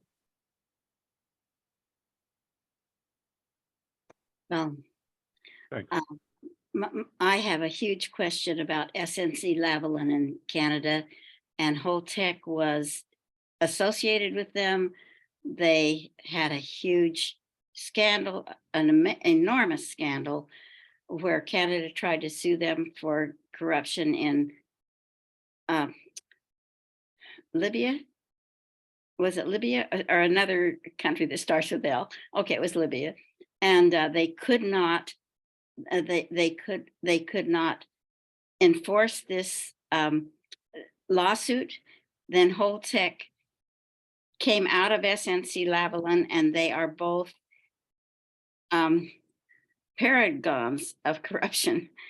It's really, I don't understand how SNC-Lavalin, well, you did explain how Holtec has such a stranglehold on the government of New Jersey and in Camden, but they seem to have a stranglehold everywhere.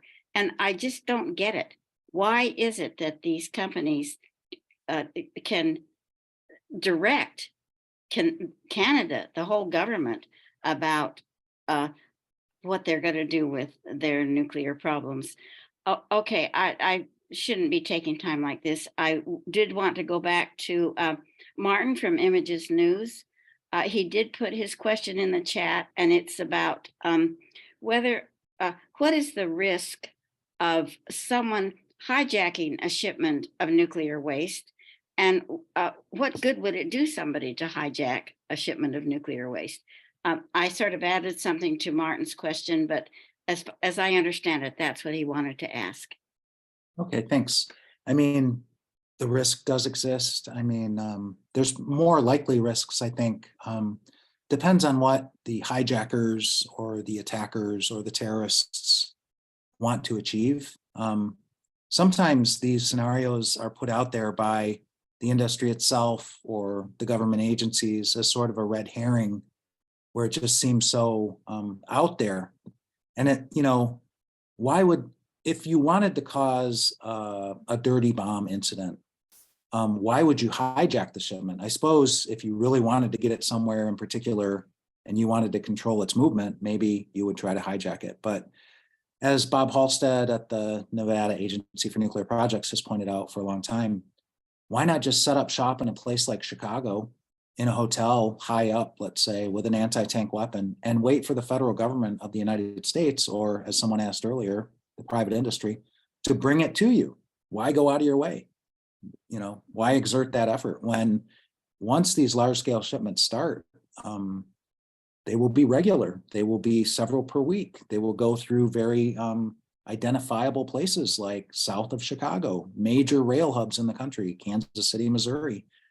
They're going to be high profile. That's something that Dave Ballard of the Nevada Agency for Nuclear Projects has pointed out for decades. They're high profile federal shipments of ultra hazardous material. So hijacking is a possibility. I mean, hijackers might want to extract the plutonium that's in there to make a bomb with, but I tell you, just a small fraction of the contents of one of these containers being released as through an attack that breaches the container would cause a catastrophic radioactive disaster in wherever it happens, wherever it takes place. There's a study by Dr. Gordon Thompson of Institute for Resource and Security Studies. It's in the context of the Bruce Nuclear Generating Station in Canada, Ontario, near Lake Huron, on Lake Huron. And what he was looking at was a Canadian government study of what if there was a radiological dispersal device attack at the CN Tower in Toronto. And the amount of radioactive material, highly radioactive material that was involved in this hypothetical scenario was remarkably small. It would take a remarkably small amount of highly radioactive waste combined with conventional explosives to cause a very significant radiological attack, incident, disaster. And so, yeah, I think that as you can tell, the hijacking scenario for me seems a little bit far-fetched, but certainly the attack in place scenario would be all too easily accomplished. And we're living in the reality of that. And it's a part of what motivates me and others to try to prevent these shipments from happening in the first place when we're so unprepared for such risks. Thank you. I do need to make a little speech right now. Kevin has been busy for a week in Washington, D.C., visiting legislators' offices. And if anybody's ever tried that, you know that one day of it is exhausting, and he's been at it all week. And we did ask him if he would mind extending the time. Officially, we should be shutting down at what is 8:30 in Chicago, but and it's 9:30 where Kevin is. But he has said that he is willing to continue until 10 o'clock New York time. So I'm going to take him at his word, and we will continue. And okay. And so we're going to ask Gail Snyder to ask her question. Before I ask my question, I just wanted to add on to what Kevin was talking about in a radiological incident where radiation is dispersed. When we look at what happened in East Palestine with the train incident and the exposure to the community, what you're finding is that the residents there are really reliant on government agencies to tell them if it's safe or not. And they can go just by their sense of exposure that they feel, in this case with chemicals where their eyes are burning and they're getting rashes and they're feeling sick. And so they show physical symptoms. So they could say, hey, I'm definitely getting exposed, but they still are relying on different agencies to tell them it's safe. And they're finding that that is not really very reliable, and they're being told it's safe when you can obviously tell that they're still being exposed. So in a case of a radiological incident, you can't see, smell, or taste radiation. And so if you're exposed to something that is released from kind of a dirty bomb incident, I'll call that, blowing up something or blowing up a container or something like that, people in the community are not going to know, and first responders, unless they have Geiger counters, are not going to know if they're being exposed. And that is a really critical part that is different of a radiological exposure in this kind of incident than is a chemical one. So that's another level of risk. So my question is really about this idea of consent for siting nuclear waste. So the Department of Energy had a series of meetings across the country. I think there were less than 10. The NEIS board, we're very proud of the fact that we managed to have board members attend about 4 or 5 of those across the country, which was critical to understanding what the Department of Energy was doing with this kind of requirement that they needed to satisfy to Congress, that they went out into the community and tried to figure out consent-based siting. But it really was kind of just an exercise that, it was a really sad experiment, I want to say, because who wants nuclear waste? And it gets to this point that Kevin brought up, that this environmental justice has kind of morphed into just bribing a community to take it. So who's going to take it? Communities that are environmentally, they're vulnerable because of the economics of their situation, so their environment is going to get sacrificed. So I'm just wondering, Kevin, what is happening with Congress responding to the Department of Energy's idea of consent? And is there any connection to President Biden's recent executive order to establish an Office of Environmental Justice?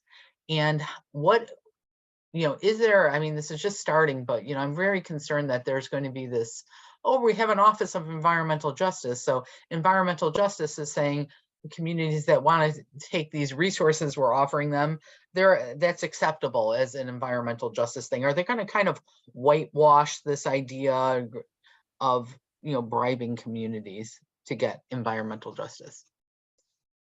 I think the answer is yes, from what I can tell. The Energy Secretary, Jennifer Granholm, way back in early 2021, was already talking about consent-based siting, mentioning Native Americans explicitly.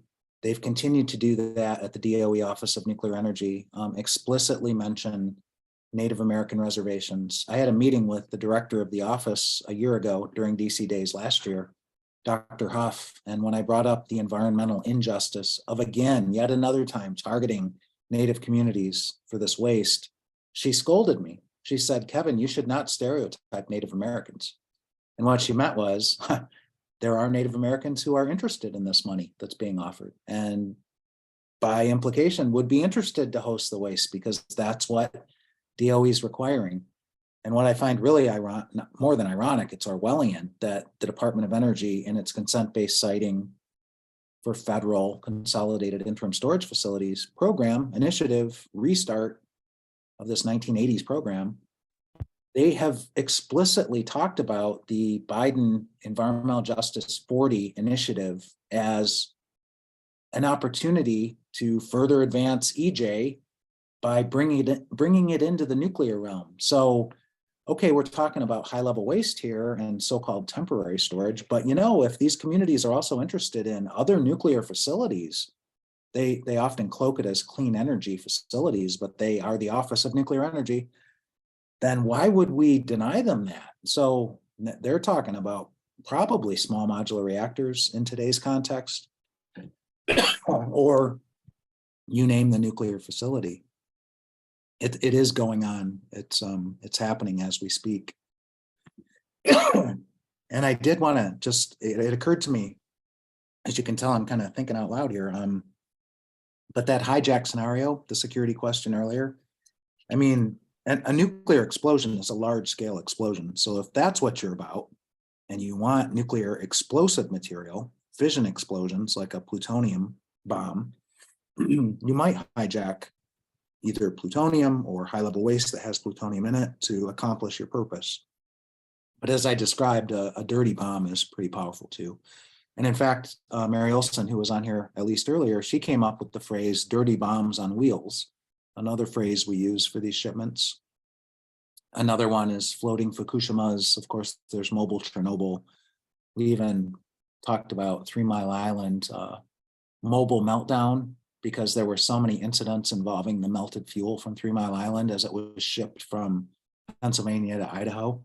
Even just in St. Louis itself, Kay Dry, who just turned 90 recently, was the institutional memory of just this disaster. I mean, they didn't have disasters, but they had very concerning incidents with some 24 melted fuel shipments through St. Louis, which took place, I believe, in the late 1980s and into the early 1990s.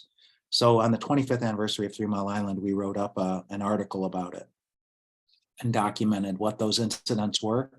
And it was not, awe-inspiring about what's to come when they aren't shipping a couple dozen shipments, but more like thousands on end. Well, Mary Olson's here. She gave one of the most eloquent speeches against continuing the fission project. Not this week. It was on a seminar. It was on a webinar produced by some kind of impronounceable NGO. I wish Mary would.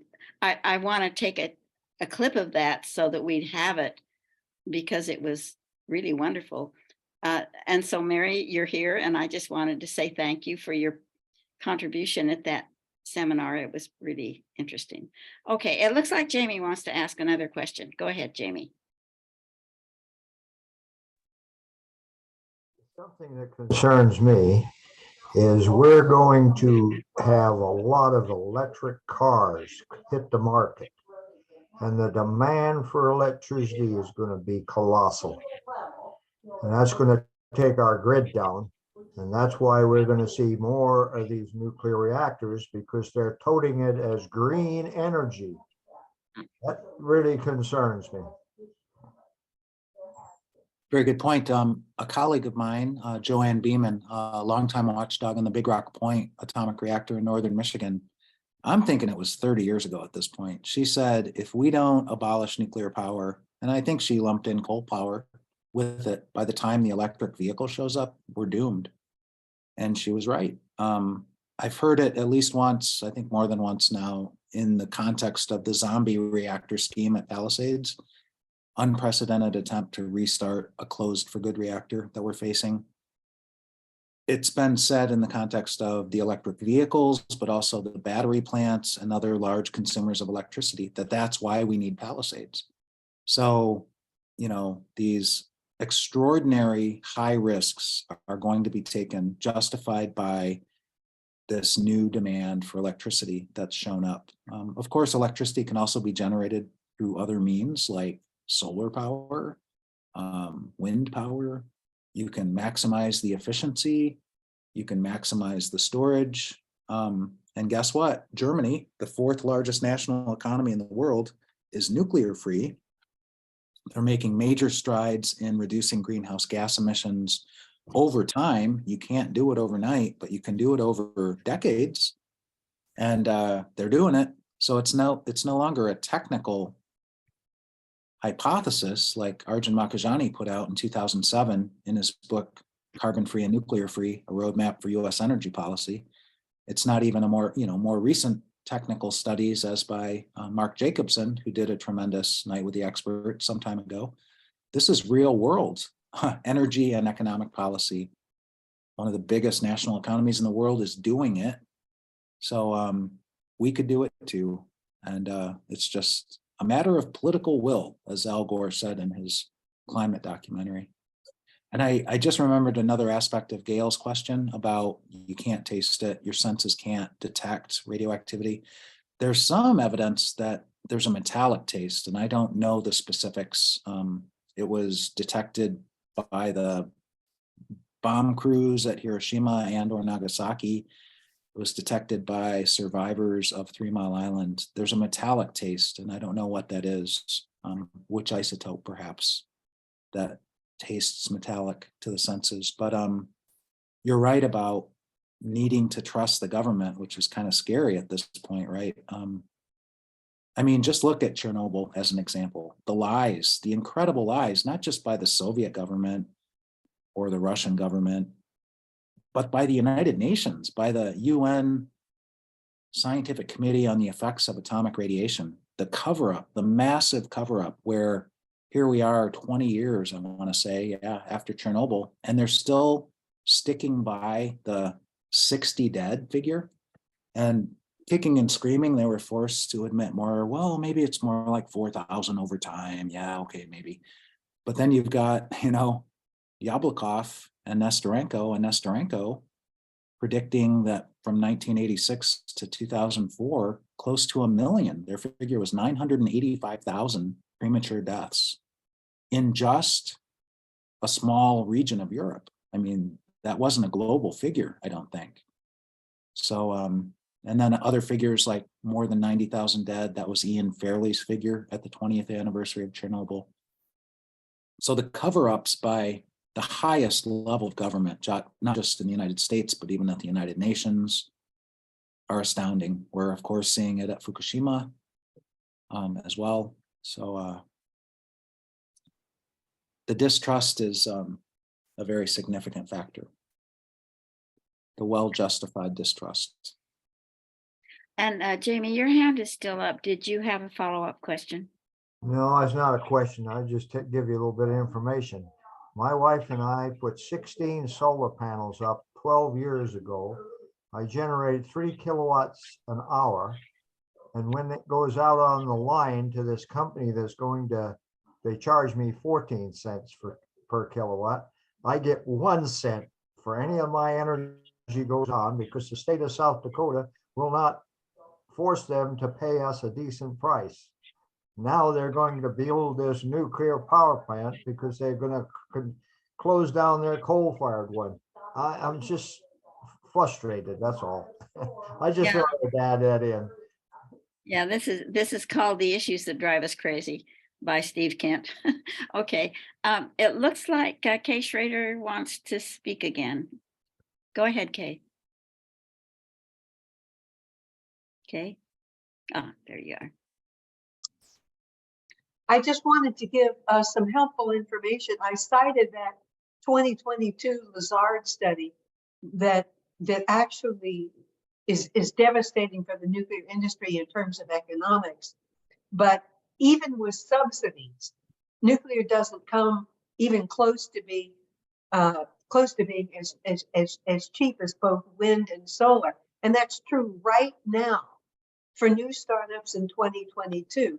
So I'm not convinced that things need to be that way. What the slowdown is not necessarily nuclear energy, but we don't have the transmission lines in the areas that we need it, because the wind belt is mainly along the coast, and it's mainly in the Great Plains, for example. But I just want to suggest to people, just Google Lazard 2022 and you can find the energy comparisons. And it's extraordinarily clear. We're the Saudi Arabia of wind, the US is, and it's extraordinarily clear that solar and wind and water alone, and that's in National Academy of Sciences proceedings documents, can supply all the energy. So we have to have an answer to the positive problem, not just talk about risk. And I think that will enable us to speak to the people who aren't already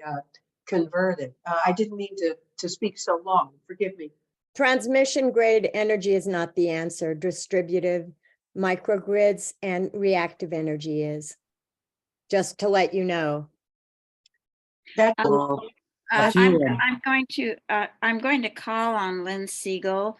could I, because- Jan, could I just respond to what was Great, just said? Kevin. Yeah. Just a few thoughts came to mind as I was listening. You know, Einstein hypothesized photovoltaic electricity in 1905. And another factoid is that the Truman administration looked at solar and decided it was the future. But Eisenhower came in, this was a 1948 study, I can't remember the title, but it was Truman administration commissioned. They saw the potential for solar power in 1948, but Eisenhower decided to give his Atoms for Peace speech just 5 years later. So that was that for a while. Jimmy Carter put solar on the potential has always been there, and Germany, for one, is installing widespread solar PV, maximized efficiency, doing what wind they can. What's amazing about the German example is the relatively small size of the country geographically, the northern location of it compared to the United States. Our renewable energy resources are vast. I mean, Arjun Makhijani has pointed out that any one of a dozen states on the Great Plains has enough wind power to electrify, I forget the figure, a tremendous percentage of our electricity demand in this country. right. And the wind happens to be blowing right where the major urban centers are in this country, places like Cleveland, Detroit. I mean, there was a study by the Michigan State University Land Use Institute 20 years ago, I want to say, that's maybe not quite that long ago, that said that there's more than 300,000 megawatts electric of wind power potential available to Michigan alone on the Great Lakes. And the Granholm administration, to her credit, and I've praised and thanked her as governor for doing this, she had a offshore wind power advisory study. And the places they decided were the best to build offshore wind in the Great Lakes included extreme southern Lake Michigan, extreme northern Lake Michigan, and Saginaw Bay where it empties into Lake Huron. And a part of their decision-making was these are industrialized areas already in some regards, southern Lake Michigan. And they had like 24 criteria to avoid fish hatching grounds, fish ecology areas, to avoid shipwrecks, even historical shipwrecks. And the list went on and on. Aesthetics was one of the criteria. So I remember Arjun's phrase was, you know, oh, there's all this concern about the view. You're going to ruin the view. And Arjun said, you know, you can freeze in the dark without a job. That's no electricity at all. Or you can bake as the planet melts down from climate disaster. Or you can put up with the view, you know, or you can kick plutonium down the road to your children. There are no free lunches. And yeah, so those are some of the thoughts I had. Okay, Lynn, would you mind unmuting yourself now and asking your question? I'm at 40 degrees and I'm just debating getting a ground loop heat pump to stop the war in Ukraine and lower my gas demand, but I'm still going to be putting 1/3 of my energy towards electrification, which I don't want to do. I didn't realize that. I mean, it's kind of obvious. You aren't going to, with a ground loop heat pump, you aren't going to just do it without any cost. You don't have gas anymore, but you do have more electricity. And my option is to get air-to-air heat pumps, and that's even more electricity. And those are free instead of $80,000, you know, but I'm debating that. And meantime, I'm at 40 degrees. So I'm dedicated to that. I'm not gonna fight a war in Ukraine over gas and oil, and just suck it up. But it's a hard decision. I don't want to give it to Xcel Energy either. So I guess I'll just stay cold. That's my decision. Go ahead with someone else. Thank you, Lynn. Well, remember how Carter was mocked for putting on a sweater. I mean, it was a simple suggestion that we maybe. Well, this is serious stuff, Kevin. I'm in Colorado in Boulder. It's very cold. And I'm not it's like joking. all I'm just winter. saying that Yeah. Jimmy Carter was body slammed in the press for making a simple suggestion that people turn their thermostat down to something like 65 degrees instead of 72. Right. Well, I It's a have no real bad productivity thing. for 6 months of the year. I'm under 2 levels of comforters, a comforter and a -20 Marmot Mountain, sleeping bag. That's how cold I am. I cannot Amory touch Lovins- my computer. I breathe cold air all night. Try for 6 months, try breathing cold air all night for 6 months. And I'm 70 years old. I'd like to have some level of, Is there a comfort question? in Is there a my- question you in want my to ask life. Kevin I about this? disagreed with what you're Yeah, saying. would you like to ask a question, Lynn, or can we I'd go? like to ask, is there something more I can do? Should I go down to 30 degrees? Well, his topic is on radioactive waste, so I don't know that he can actually talk about renewables tonight. Well, I do have some thoughts, but I'm not getting a chance to say anything. Amory Lovins resides in Snowmass, Colorado, and has built a home that supports greenhouses where he grows bananas. So he's a smart guy. He has some resources, yes. What I'm getting at is we have options as human beings, but we seem to put our priorities on nuclear weapons and imperialist conquest to obtain energy sources. And that seems to be where our societal values go. There are individuals like us and organizations like ours who try to change the world in a better direction. But what I'm getting at is even Amory Lovins has found a way in Snowmass, Colorado to stay warm and to use very little electricity and other energy sources to do so.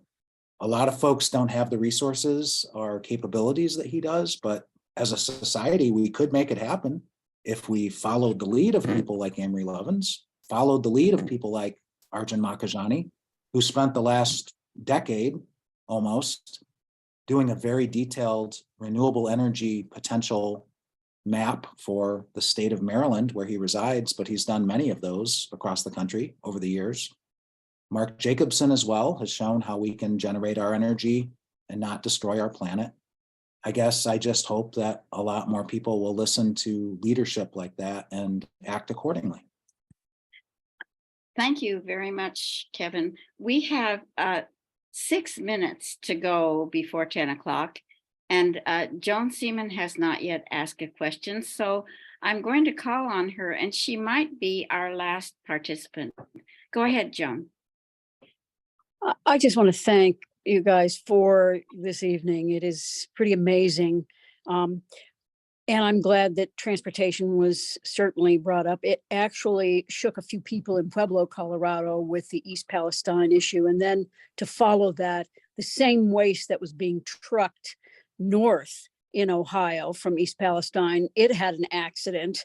So I didn't hear that brought up, but I just wanted to thank you, Tim, for what you've done tonight, bringing transportation as an issue. I guess I'm shocked because many of us here in Colorado are beginning to see, and I didn't want to see it. I had somebody say, well, come on, Joan, now you're looking at Rocky Flats, Department of Energy, Department of Defense, and there's contamination all over this country.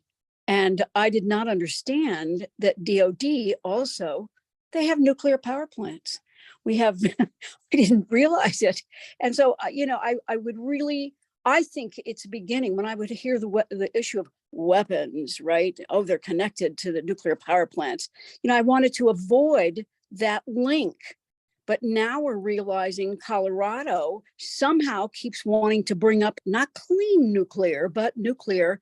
And we're finding out the military is here trying to bring it up in many locations. So oh my God, I just didn't get it. But maybe I'm going to start connecting the dots. And I put something in there about the military saying, well, maybe if the private people that are looking at nuclear power could understand, we've had, they say, the DOD facility, we've had nuclear power plants forever, and we have had no problem. And maybe when we bring up the SMRs, we'll be, they'll understand that if they can look at us as safety for nuclear power plants, that they ought not to worry about our decision about using small modular reactors. So I'm going to close there, but I really want to thank you again for being there. And my last comment for Illinois is, do you have federal agents guarding your nuclear casks with submachine guns?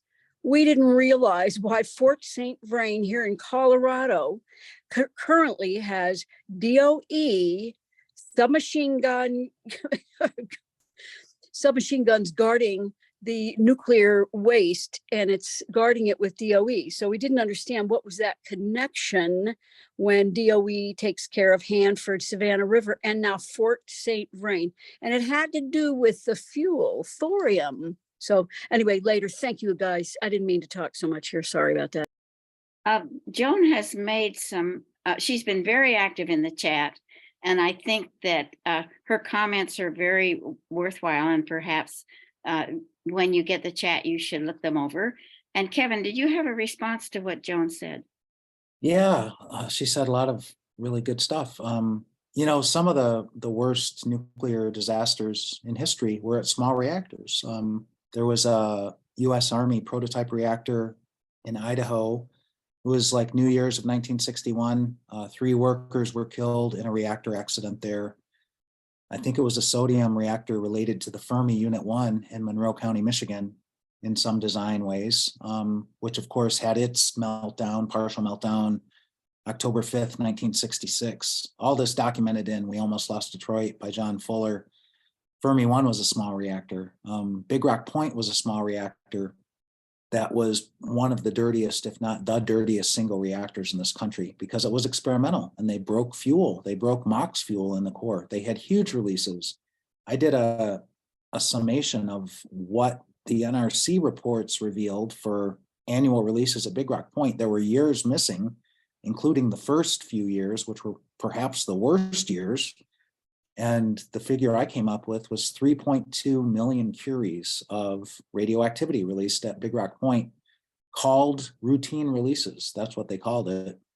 There are other examples of small reactors having bad days and causing tremendous consequences. So they may not have been modular reactors. They wished they had been. They would love to have cookie cuttered those things across the landscape, but their prototypes did not go well. And of course, we've had much bigger reactor disasters as well. So that's one thing. I guess I'll just close on this thought. Palisades, where I've been working for 30 plus years, would have both ends of the risk extremes on the spectrum. They would have the old reactor risks if the zombie reactor restarts, only worse than ever. And they would have the new reactor risks. You'd have breakdown phase and break-in phase risks on the same site. And, some of the worst disasters in nuclear history were break-in phase disasters, like Chernobyl was a year old, 3 Mile Island Unit 2 was a year old. They were new reactors. And just the icing on the cake, we added up how many subsidies, bailouts, loans, et cetera, they're seeking Holtec at Palisades.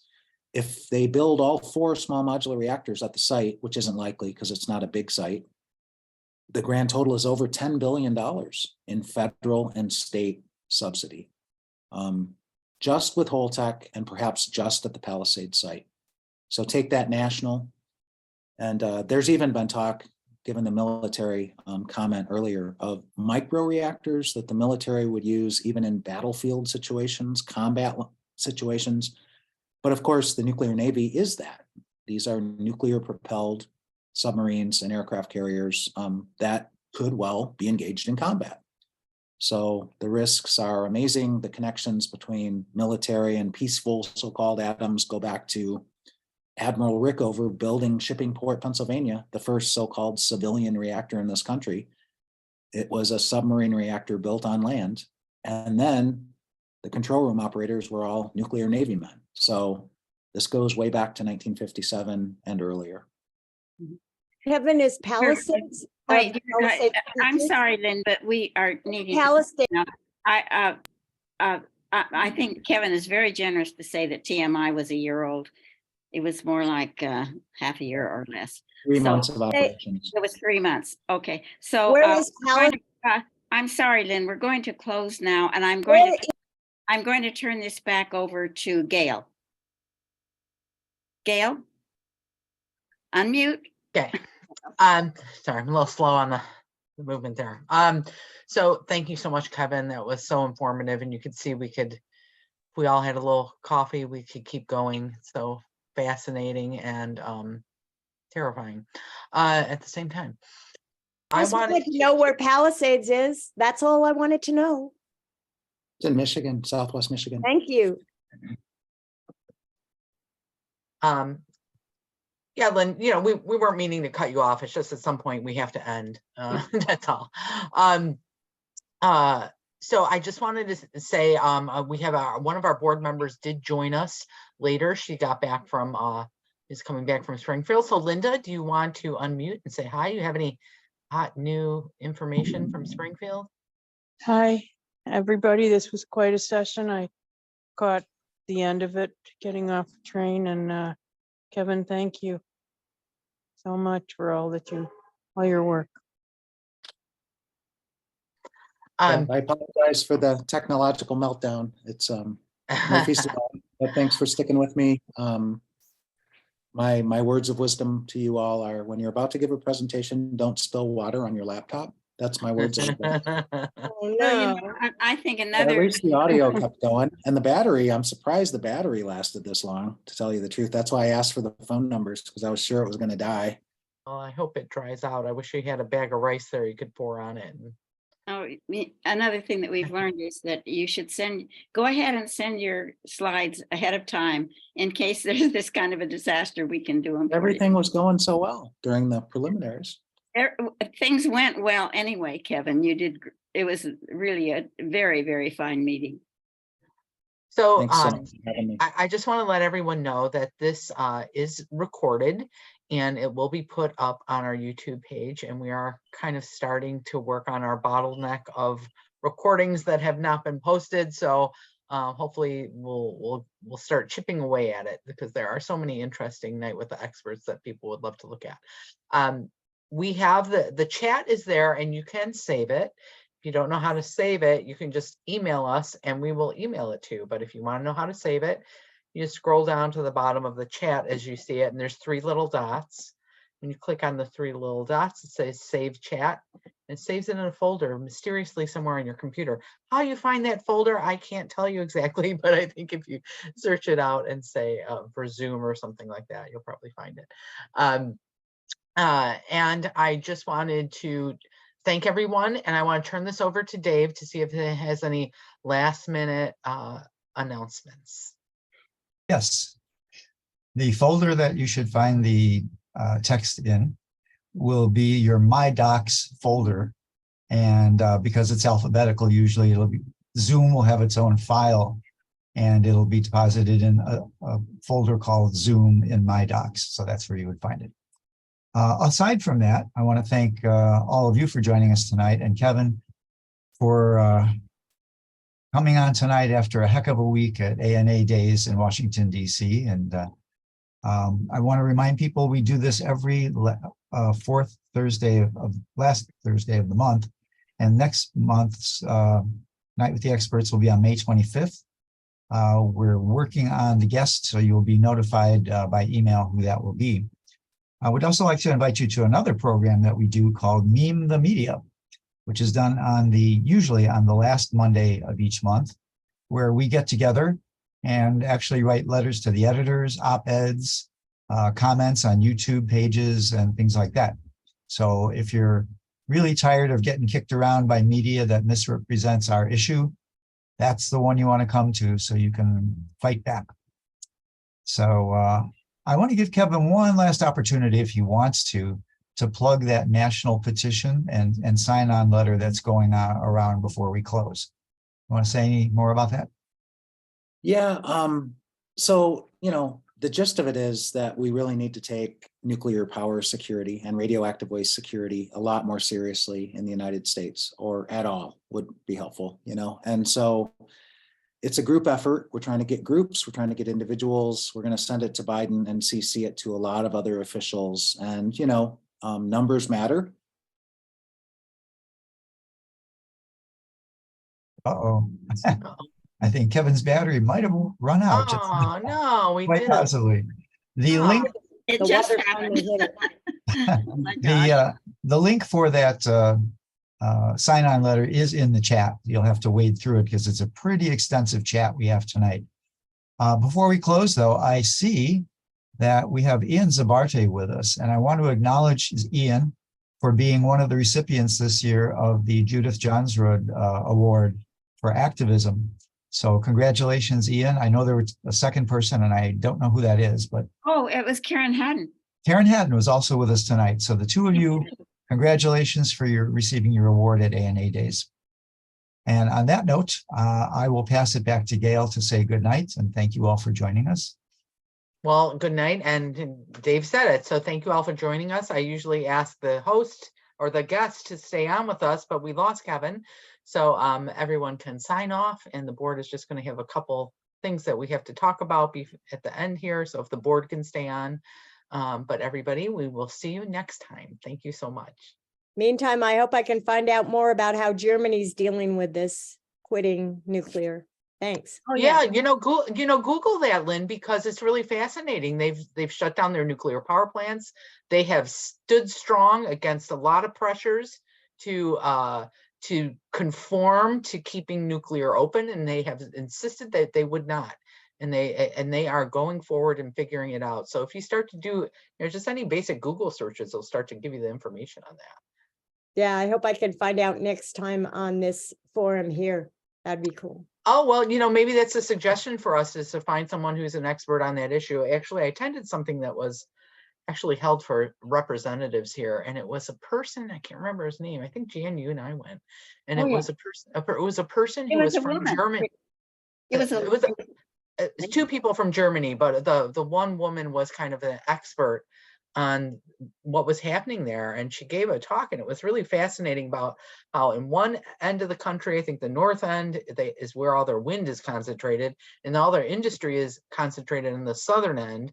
And what they were doing was trying to build the transmission to get the wind energy down to the industrial area, and that was their big challenge, was just the transmission lines and the infrastructure for that, and doing that over time. Anyway, we have to go. So anyway, that's a good idea. We can address that as one of the Night with Experts. We're always looking for a topic. Thanks for putting this on, and thanks to Kevin.